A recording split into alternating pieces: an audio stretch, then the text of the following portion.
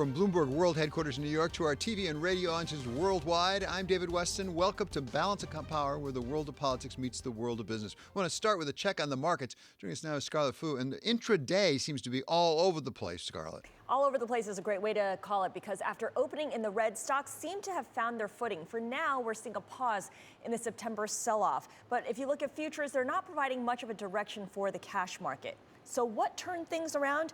Well, Mitch McConnell's tweet about an orderly transition of power coincided with the turn higher in equity prices. And then, of course, Treasury Secretary Steve Mnuchin said that once the Senate passes the bill to prevent a government shutdown, he and Speaker Nancy Pelosi will renew their talks on fiscal stimulus.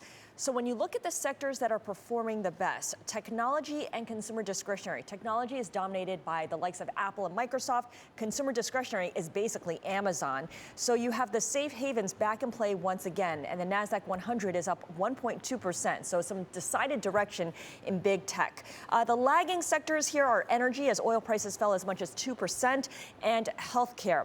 Now, the data paint a picture of an economy that's largely stabilizing, but also at risk of stalling out, especially if there is a second wave of the virus, as we're starting to see in Europe, but no vaccine and no stimulus forthcoming. Jobless claims moving in the wrong direction, and new home sales rising more than expected as Americans continue to hunker down. You can see the VIX inching higher. It did get to 29, now at 28.6. Treasuries are moving higher, so that means lower yields, or at least it did before this most recent change in quote. And the dollar is stronger versus all the G10 currencies except the pound and the loonie.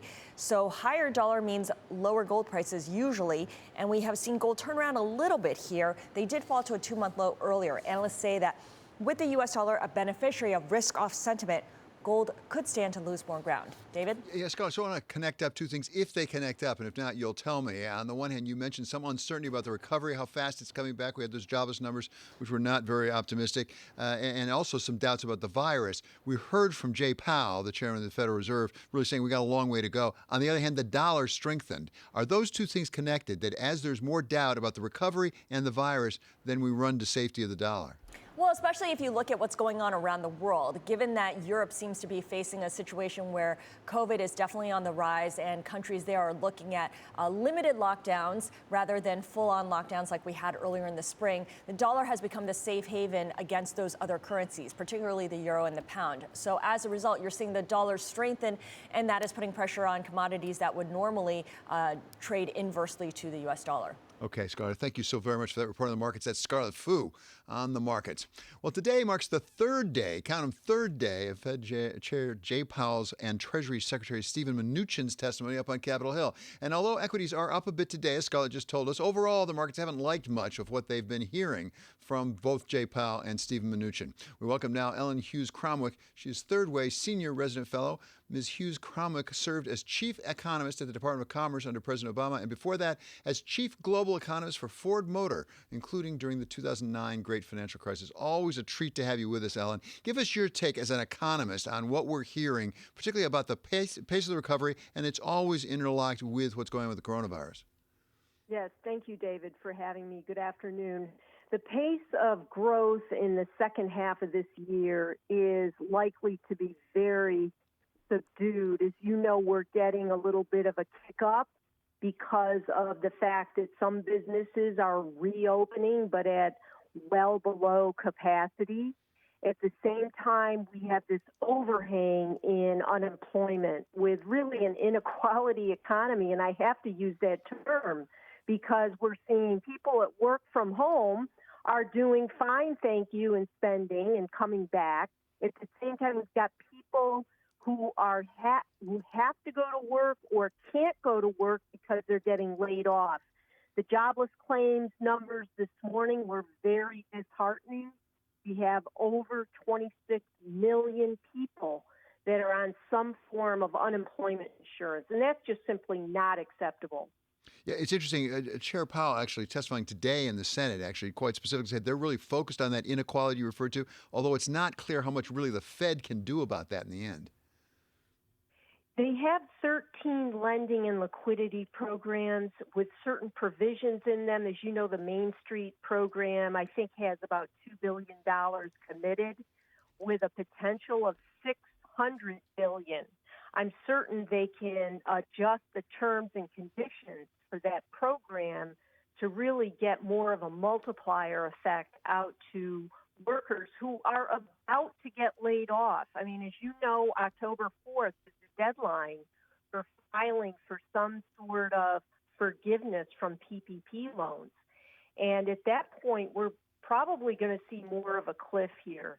And I think everybody's got to dig deep into the core and find ways to get funding out to folks who are getting laid off. You know, last month, in the month of August, we have now over 4 million people who aren't even in the labor force compared to a year ago.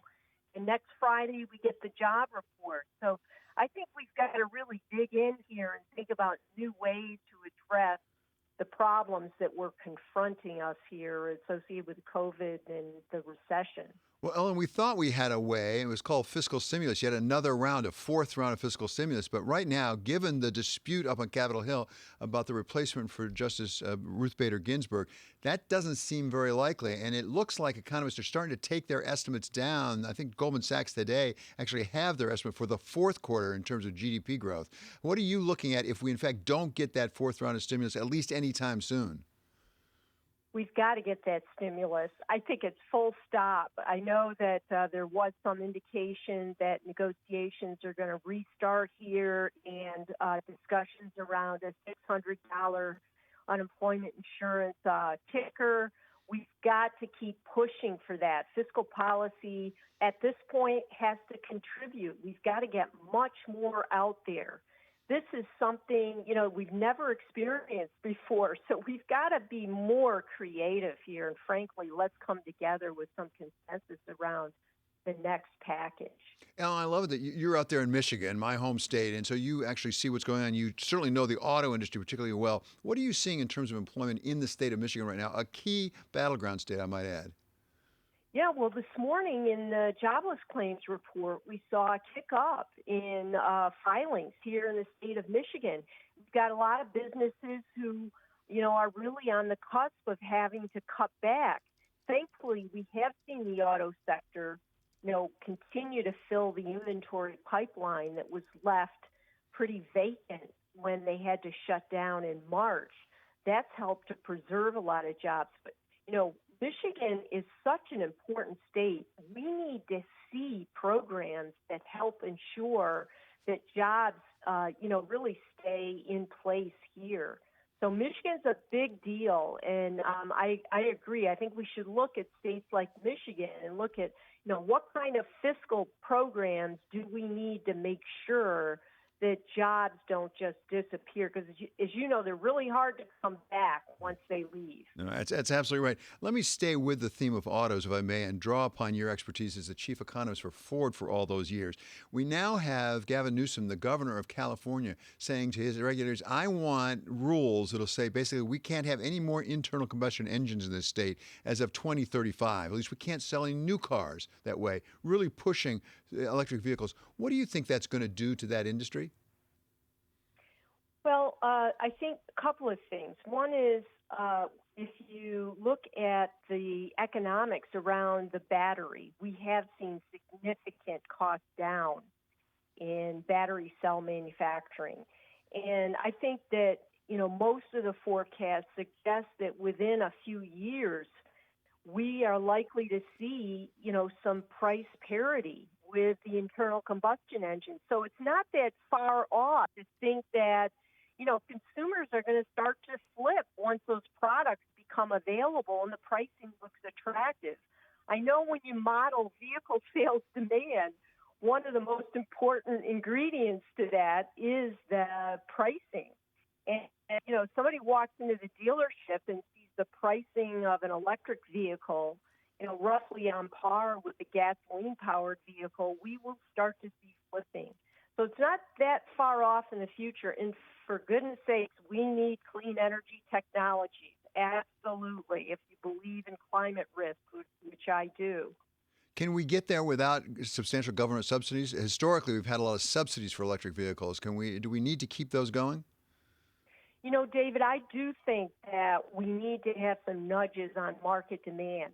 one of the great features around clean energy technologies, like a battery electric vehicle, is that once you help to create that market demand, if you nudge it with point of sale credits for a period of time, then we get to a point where all these automakers can get up to scale and produce these at mass volumes. The bigger the volume, the lower the cost, and the more attractive the pricing. Well, California appears to be ready to lead the charge. Okay, thanks so much to Ellen Hughes-Cromwick. She is Third Way Senior Resident Fellow. Coming up, Johnson & Johnson's Chief Medical Officer, Dr. Paul Stoffels, is here for an update on their candidate on the race to find a vaccine. This is Balance of Power on Bloomberg Television and on radio.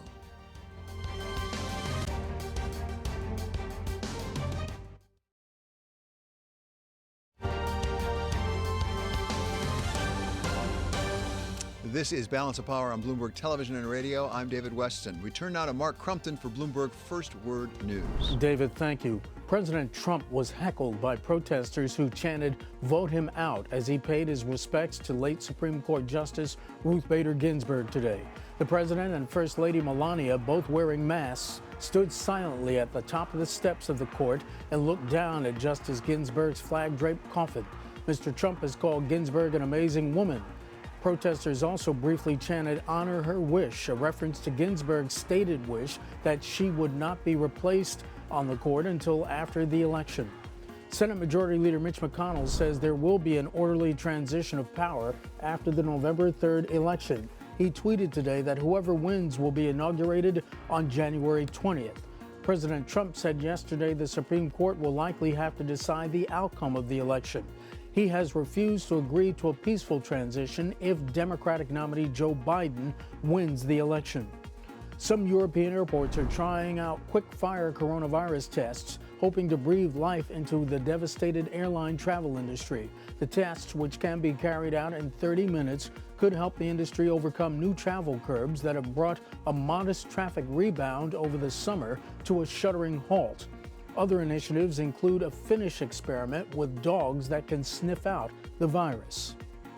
Global news 24 hours a day, on air and on Bloomberg Quick Take, powered by more than 2,700 journalists and analysts in over 120 countries.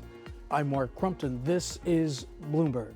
Thank you very much, Mark. Johnson & Johnson has started its phase 3 trials of a vaccine candidate for the coronavirus, inoculating up to 60,000 volunteers. Welcome now J&J's Chief Scientific Officer. He is Dr. Paul Stoffels. So thank you so much for being with us. Really appreciate it, Doctor.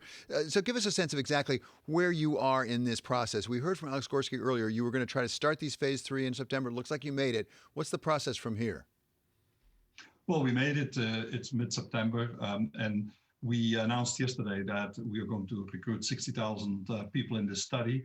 The study will be run mainly in the US, but also in South America, in 6 countries, as well in South Africa, to recruit a diverse people, both young and old, and as well as diversity in African Americans, Latino, and the different people who are at risk. What's very special, I think, is that this is a single-dose vaccine. We have been able to show to our research and to our preclinical and clinical testing earlier that the single dose will be sufficient to protect people. And so we're going to study the single dose in this large clinical trial in the next few months. Doctor, you mentioned the elderly as well as African Americans, Hispanics who have been disproportionately affected by the coronavirus. As you put together your group of volunteers, do you take that into account? Do you over-index, as it were, for some of the people who are most vulnerable? Yes, we are doing that. And we have been working over the past months with epidemiologists and data science to find out where in the US can we find regions of very high transmission, but also population groups which are over-indexed on African American, Latino, and elderly. So to make sure that the risk groups are very well representative in safety and efficacy study. Now, your approach is a bit different from some others, as I understand it, and I'm not a scientist, but as I understand it, working with Harvard, you have something that is a version of a cold virus that's adjusted somehow. What advantages does that give to you? For example, is it difficult to store this vaccine in success? Oh, we have been working on this for 10 years. We have done several vaccines. Our Ebola vaccine is now being deployed in Africa. We are doing a study, we are doing an evaluation in over 200,000 people. and it has been approved by EMA. So it's a cold factor which carries a piece of the genetic material of COVID, and then the body produces the protein of the spike protein, which then generates immunity.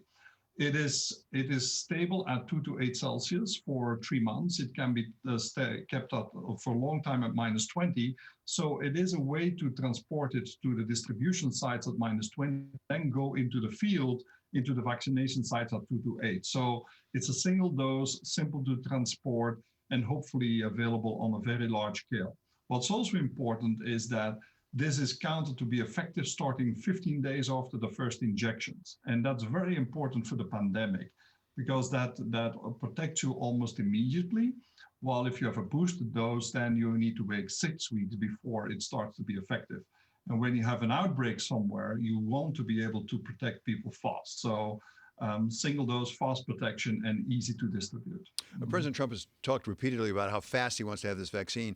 Do you have any sense of the timeline about how long it will take to know whether it is effective as well as safe or not? Or is that itself unpredictable? Well, it's unpredictable, but of course, doing 60,000 people and we will recruit them fast. We are very well set up with more than 200 sites in the world.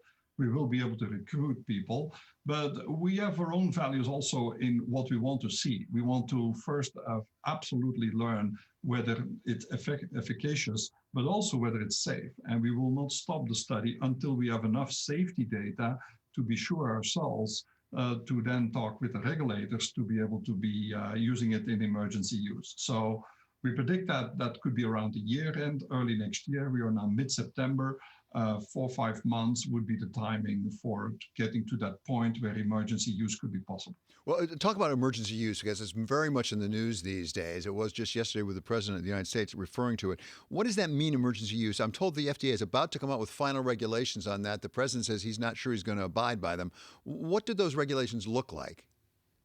Well, I don't know yet, but emergency use is a rule where the US government can determine at what point through FDA and CDC can determine to use a product earlier than approval. We have done that in the past with HIV. We do that sometimes with cancer medicines. And here, because of the pandemic and the emergency, the government could use that possibility to do an emergency use.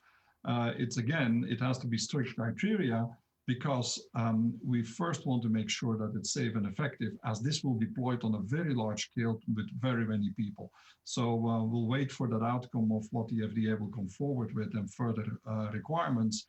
But we have also our own requirements, which we'll put on the vaccine before we release it. So that's a very important point. I mean, there's a lot of dispute right now about whether politics may or may not be entering into the FDA approval process. But you're saying Johnson & Johnson will not go forward if you're not satisfied, no matter what the FDA says.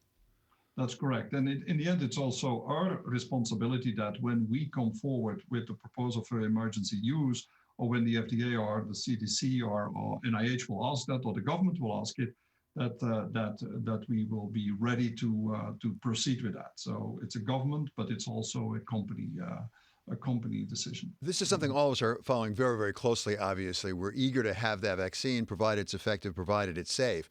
What is the sort of delay period between, on the one hand, emergency use approval and actual approval for mass distribution? Because most of us want to know, when can we go into our doctor or our local clinic and get a vaccine? What's that delay? What's the time period? Well, emergency use could expand to very extensive vaccination. So I think it's more the comfort that the FDA and the government will have with the safety, but also the availability of the vaccines. I think the first objective is here to vaccinate the highest risk people, which are the elderly, the healthcare workers, and the people with comorbidities. And then that will curb the mortality of the disease very quickly, hopefully, and then going to the broader population. So emergency use could be used in the whole population, but that's a decision of the government. So, Doctor, finally, when we talked to Alex Gorksky, your CEO, a couple of months ago, he said that actually Johnson & Johnson would be preparing for mass production of a vaccine even as the testing is going on. Obviously, you're not producing the vaccine itself, but are you prepared to go wide when and if you get the approval? Yeah, we are, at the moment, we are upscaling already. The first batches are in manufacturing. And we will be ready to deploy early next year. We will have at least 1 billion vaccines available in the course of next year. We are gearing up more manufacturing in Europe, in the US, but also in India, to make sure that also we can deploy globally, as it is a global pandemic. And so we will further upscale to reach as many people as possible, because hopefully a vaccine can put a stop to the pandemic. Okay, Doctor, I can't thank you enough for being with us. It's really fascinating. We all wish you good luck. Believe me, we want this to work. That is Johnson & Johnson Chief Scientific Officer, Dr. Paul Stoffels. Still ahead, well, this election may be making some investors nervous. The indicators we'll be watching heading into November. That's coming up next on Balance of Power on Bloomberg Television and on radio.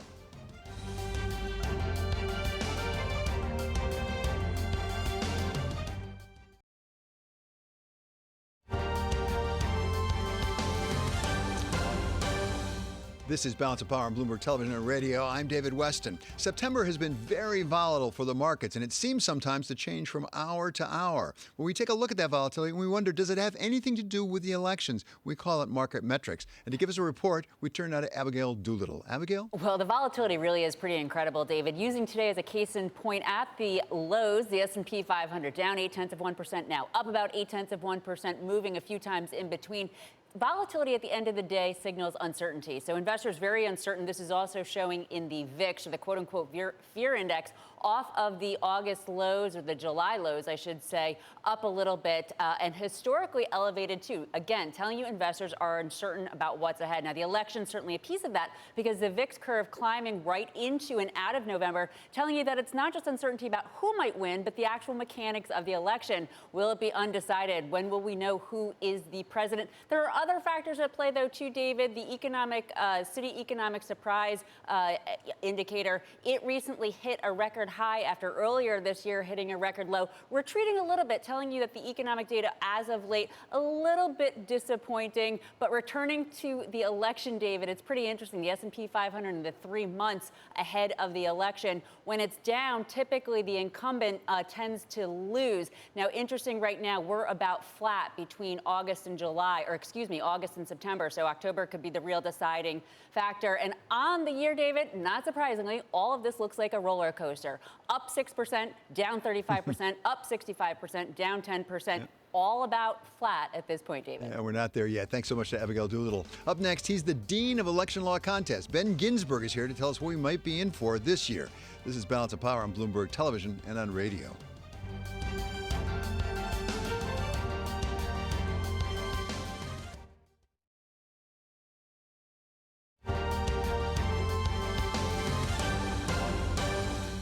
This is Balance of Power on Bloomberg Television and radio. I'm David Weston. And this election year may be one of the most contentious in some years, with over 200 lawsuits already filed around the country, and President Trump saying just yesterday he wasn't sure he'd accept a result showing him to have lost. Get rid of the ballots and we'll have a very peaceful, there won't be a transfer, frankly. There'll be a continuation. The ballots are out of control. You know it. And you know who knows it better than anybody else? The Democrats know it better than anybody else. Welcome now the lawyer at the center of the last big fight over a presidential election. Ben Ginsberg is a retired partner at Jones Day, and he ran the legal team for George W. Bush when the parties contested the crucial results down in Florida, fighting it all the way to the Supreme Court, as we all remember. Welcome now to Bloomberg. So, Ben, thank you so much for being here. We've got, I've seen numbers like 245. There's some large number of lawsuits already filed. How concerned should we be about all these lawsuits? Because it sounds like it's going to be more litigation than we've ever seen before. Well, there is more litigation than we've ever seen before. That's in part because of the pandemic and the incredible increase in the number of people who apparently want to vote by absentee ballot. It's because that with that strain come challenges to the laws of various states. Democrats say that the laws are suppressing votes. Republicans say that they're necessary to be sure that there's not fraud in the election. And those are the broad parameters of why all those suits are taking place. Is the greater threat, in your estimation, because you know this so terribly well, Ben, is the bigger threat to have too many mail-in ballots, or is the bigger threat actually states changing their rules? Because that could really confuse voters, and that could really raise questions with the legitimacy of the election. Well, I mean, I think it's both. The changing of rules in a manner that confuses voters obviously has a bad effect on a democracy where the one thing that both parties agree on is that all eligible voters should be able to cast their ballots without obstructions. Get into a little bit of a back and forth on eligible voters. But changing the rules does confuse people and make it more difficult for them to participate. Tell me about mail-in ballots, because there are some states, like, for example, Arizona, that's had a substantial majority of their ballots cast by mail for some time, and there haven't been real questions raised, have there, about the legitimacy of that? No, it's especially true for the 5 states that pioneered mail-in balloting, which is Washington and Oregon, Utah, Hawaii. Arizona has a heavy number of absentee ballots, but it's not exclusively by absentee ballots. And honestly, there are often problems with Maricopa County, Arizona, which is Phoenix. So all in all, the influx of absentee ballots combined with the changes in laws that you pointed out is a lot of the fertile fields for discussion going on. Well, fertile fields for discussion, because if you read some of the stuff, I get pretty nervous about our very election. How nervous should we be? And let me break it down a little bit. How big a risk is there? We're not going to know the answer election night. That seems unlikely at this point. But how big a risk that there'll be a lot of contests the way we had in Florida that you were involved in? And ultimately, how big a risk that we actually will not have the electors certified to vote come January 6th? We won't have a new president January 20. Well, I think that is a small chance, but a greater chance than it's appeared in previous years. So here's what I think is true. If you were to bet on history, which is always a good bet, then it is likely that there will be a winner on election night. You'll know that if Joe Biden is winning Florida or Donald Trump is winning the 3 states Hillary Clinton won narrowly, which is New Hampshire, Minnesota, and Nevada. And if that occurs on election night, then you may not know the winner in every state, but the pattern is pretty clear in the country as a whole. If those tells don't happen on election night, then you have to deal with the fact that there are so many more absentee ballots in some of the key states, like Pennsylvania, Wisconsin, and Michigan, that won't get results for a week, 2 weeks, maybe 3 weeks. Once that happens, that's when the recount process under state law is allowed to commence. So that pushes the timetables back, if there are close elections, way past where when we started in Florida. The deadlock in the Electoral College scenario is the least likely, I think, but not impossible. And again, we're talking about it more this year.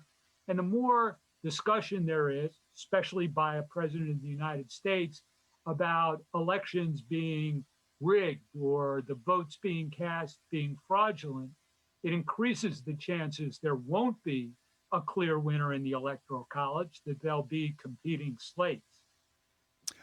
As I recall, the federal statute, I think, specifies that December 14 is when the electors have to meet in the respective states and cast their votes. What if there's still recounts going on in some critical states? What happens if we don't make that, I think it's December 14 deadline? Well, December 14th is called a safe harbor in the law, which means it's not necessarily a hard and fast deadline, although there certainly will be litigation over whether that is a hard and fast deadline. With the real counting of the Electoral College takes place on January 6th, and that's under the Constitution. So I would call that the really hard deadline. There are a couple of dates before then when things are supposed to be done, but again, that's statutory. And what the ultimate final deadline is noon on January 20th, when the Constitution says in very plain language, the current term for the president and the vice president expire. Ben, how much of this is within the control or at least substantial influence of the candidates themselves? I mean, going back to 2000, we remember when Al Gore, the former vice president, stood up and gave his concession speech after the Supreme Court ruling. President Trump right now, as I say, yesterday said, I'm not sure I'm going to accept this result because I got real problems with it. I must say, Republican leaders today up on the Hill were saying, no, we're going with it. But how much of it is within the control of the two candidates to be gracious and to say, yes, there's going to be a peaceful transition of power here? Well, really, almost everything depends on the two candidates and their rhetoric and what they say about this and what they tell to their supporters, and how they react. I mean, it's happened before in the country that there are really, really close elections, and certainly any candidate has the right to invoke what's allowed him in state law for recounting close elections or for contesting elections if there is actually evidence of fraud. So I think that the sign that you'll get early is once recounts and contests start, how close are the results in different states? And then what evidence is there to back up an election contest that alleges fraud? And that's where the rubber will really meet the road. Ben, thank you so very much. This has been very helpful. He's former national counsel to both the Bush and Romney presidential campaigns. We're going to have more with Ben Ginsberg coming up at 1 p.m. Eastern on Bloomberg Radio on the second hour of Balance of Power. For Bloomberg First Word News, we go now to Mark Crumpton. David, thank you. I'd like to follow up on what you and Mr. Ginsberg were discussing. Senate Minority Leader Chuck Schumer says that President Trump's comment on the presidential transition of power is, quote, unbelievable, and that it must be rejected by all Republicans. The gravest threat to our democracy right now does not come from any foreign capital. It comes from our own. The gravest threat to democracy in America is President Donald Trump. Yesterday, as David and Mr. Ginsberg mentioned, the president said that, quote, we're going to have to see what happens in response to a question about a peaceful transition of power. Senate Majority Leader Mitch McConnell said today there will be an orderly transition of power following the election. Those orders for all of us to stay at home and away from other people did more to fight the spread of the coronavirus than business closures, and it led to fewer jobs being lost. That is according to a new study from the University of Pennsylvania. The research being presented at a conference today found that an estimated 33,000 lives were saved in the United States through the end of May, and researchers believe half of them were due to shelter-in-place orders. Fewer students are choosing to attend college in the United States, deterred by the risk of COVID-19 and the prospect of taking classes online. New data released today show undergraduate enrollments dropped 2.5% for the current academic year. The steepest decline was among international students, where enrollment dropped more than 11%. Even the most sought-after colleges are feeling the impact. Harvard's undergraduate enrollment fell almost 20% from last year. Global news 24 hours a day, on air and on Bloomberg Quick Take, powered by more than 2,700 journalists and analysts in over 120 countries. I'm Mark Crumpton. This is Bloomberg. David? Thanks very much, Mark. Coming up, we continue our Swing State series with Democratic Congressman David Price of North Carolina. This is Balance of Power on Bloomberg Television and Radio.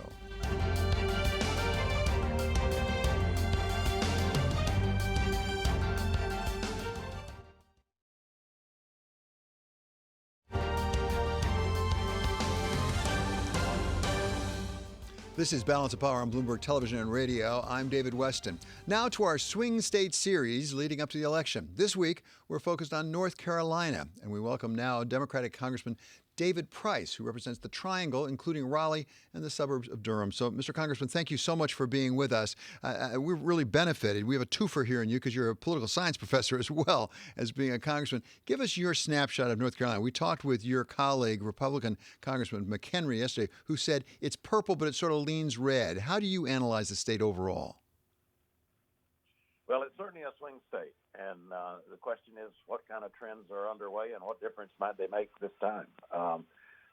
We've usually referred to North Carolina as a center-right state, but I don't know. It looks center to me. Maybe that's the way to put it. We have a landmark Senate race where our candidate Cal Cunningham has steadily shown a small lead. Biden is showing a small lead over Trump. Our governor, who's also up for re-election, is showing a quite large lead over his opponent. And then the question also is, I guess, what about the special circumstances of this election? You know, we have shown in the past that Democrats can win North Carolina, like Barack Obama did in 2008. But usually it has tipped the other way. This time it looks like it may it's just as close as it could be. But I think we're really living up to our swing state role, and our side's hopeful. Those are a lot of hopeful signs. You talk about the special circumstances of this election. We had the pandemic, pretty special, and the economic downturn, pretty special going into the election as well. And now we've added to that this dispute over the successor to Ruth Bader Ginsburg on the Supreme Court of the United States. Give us a sense of what that's done to the priorities of the issues for North Carolinians in your estimation. It was thought it's about the economy and the coronavirus. Now is it a lot about that appointment and social values, frankly, surrounding the Supreme Court? Well, certainly they will figure into this. And, social values, cultural war items often do figure into our races. And candidates who figure they'd be advantaged by that often try to change the subject to get there. And that's, of course, what Donald Trump has done quite a few times, trying to hope we won't think about catering to Russia, not even asking them about bounties on our soldiers, or we won't even think about 200,000 lives lost, with a lot of the blame lying on him and his gross mismanagement of this, and on and on. So now the effort is to change the subject to the Supreme Court. But the central issue there is right on target in terms of what North Carolinians care about and what we've been talking about, and that is health care. I mean, the most prominent, immediate decision here is the Trump administration's pursuing of a legal overturning of the Affordable Care Act, and Donald Trump, plays that down, denies it. But it's absolutely true, and the replacement of Ruth Ginsburg with a hard right jurist is quite likely to tilt that case. Assuming John Roberts could go either way. I'm not going to game it, but I just know that this decision is coming, and that it's entirely appropriate to ask what the implications of this court packing that the Republicans are attempting here in a few days, what the implications of that are for health care.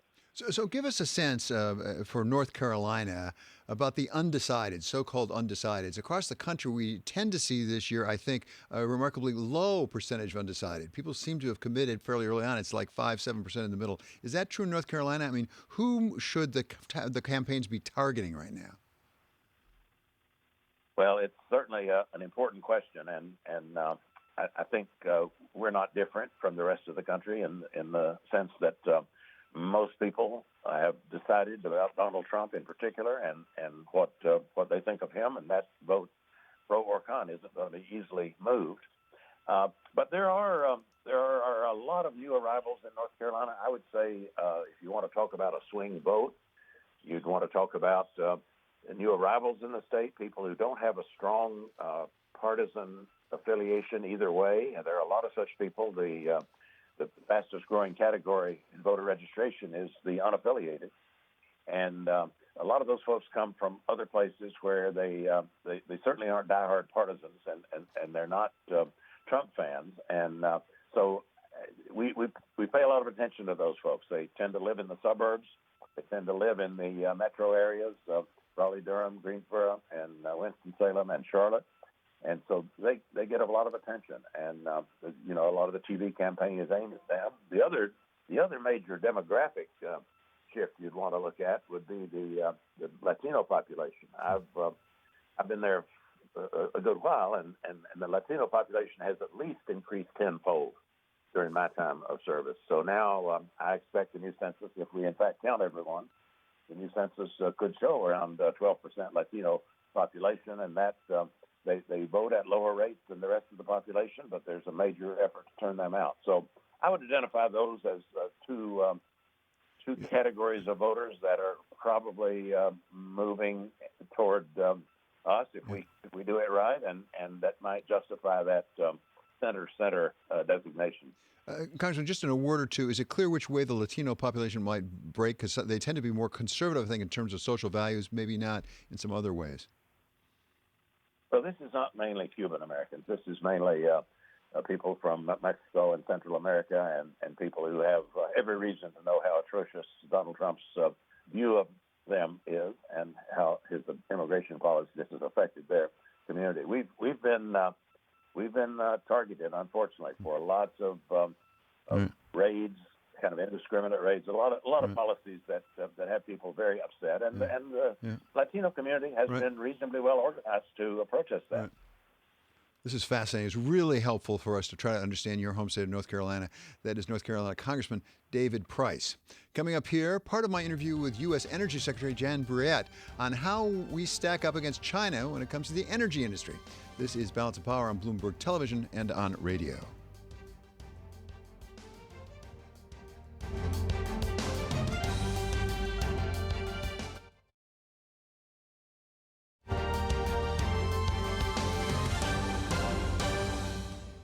This is Balance of Power on Bloomberg Television and Radio. I'm David Weston. It's not just tech and trade that we're competing with China over. It's also energy policy, with enormous stakes for both countries. I spoke yesterday with Energy Secretary Dan Brouillette as part of the Concordia Summit, and I asked him whether we should be worried about losing out to China when it comes to energy policy.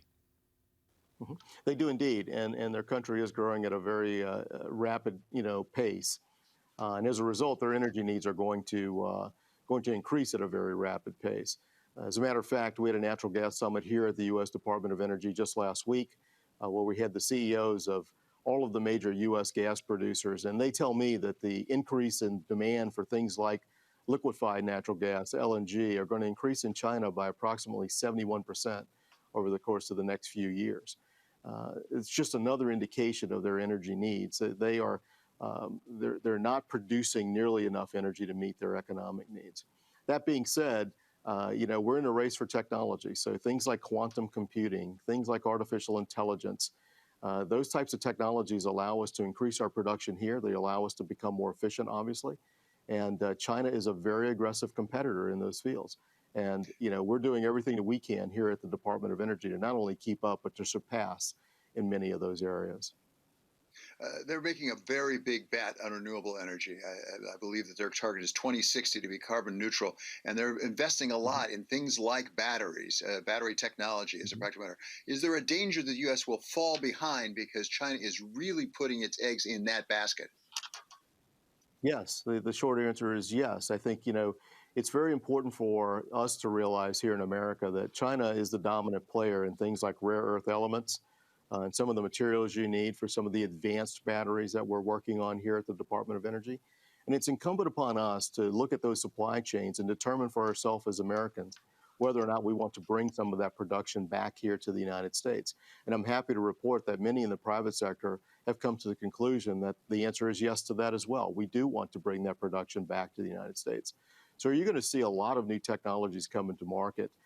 Perhaps developing rare earth elements from coal ash or the residue that's left over after the coal mining process, or even after the combustion of coal. We can extract some of those materials that we need for these advanced batteries. We're also going to be looking at basic science here at the U.S. Department of Energy that may allow us to provide substitutes to some of these rare earth elements. So we can use something different, a synthetic type resource in order to make these batteries or enhance the capacity of the batteries for storage. One of the advantages, I think it is an advantage for China, is they have a massive consumer group that they sell into. They have a lot of consumers in China. To what extent is that likely to drive some of the energy development? I'll give you an example. I've talked to U.S. car manufacturers who say, you know what, the reason we're really going as fast as we are into electric vehicles is China, because they said that's where they're going to go, and that's where so many cars are going to be sold. Does China, are they in the catbird seat, as it were, for determining some of these technologies, because they have a consumer base to sell into? Well, they do, but the U.S. economy is still the largest in the world. So I think in some respects, the U.S. consumer will determine the outcome of many of these questions that we have facing us before us. The adoption of electric vehicles, I think, is going to continue on the pace or perhaps pick up pace at some point in the future. We have some work to do in that area as well. When we think about electric vehicles, we're obviously supportive of whatever the consumer would like to purchase, but we have to think about things like electricity generation here in the United States, the grid resiliency issues that we've been dealing with for the last few months and years. Can our grid withstand this increased demand that would be placed upon it? And that's really the question for China as well. Do they have the infrastructure to have the uptake of electric vehicles be what the automakers here in the United States think it might be? The answer could be yes, but I think some of that is yet to be determined. That was part of my conversation with U.S. Energy Secretary Dan Brouillette on energy policy and competition with China. Coming up, Balance of Power continues on Bloomberg Radio. In our second hour, we'll have more with Ben Ginsberg, including his inside account of what happened in the 2000 Florida recount. And was there something that happened there that could inform us about how to handle this election? We're also going to continue a conversation about electric vehicles with a representative of the Natural Resources Defense Council about the ban put on internal combustion engines starting in 2035, something the governor, Gavin Newsom, announced just yesterday. This is Balance of Power on Bloomberg Television and on radio.